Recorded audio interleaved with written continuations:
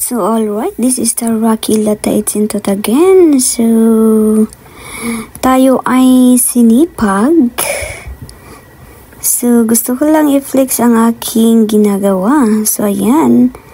While scrubbing the floor, yan po ang aking ginagawa. Kung paano ako maglinis, yan po gamit ang scrub.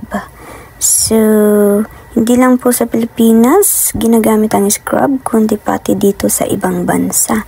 At syempre, pinadala ko yan para may gamitin ako kasi na-miss ko ang scrub na gamitin para mas malinis din tingnan. So, yan, halina kayo at samahan nyo ako. So, thank you sa inyong support, mga followers at sa mga nagfa-follow. Huwag kayong mag-alala.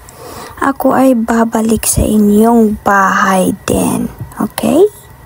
Alright. So, ayan.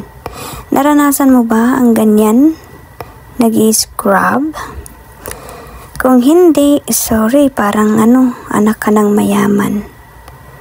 So, yan. Habang ginagamit ko yan. Naalala ko nung kabataan namin. Yan ang gamit namin pang linis sa paaralan at saka sa bahay din. Hanggang ngayon. Diba?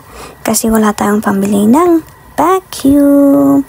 And then, hindi ubra ang vacuum sa aming bahay. Kaya, yan lang, scrub. Kung todo exercise din ba? Diba?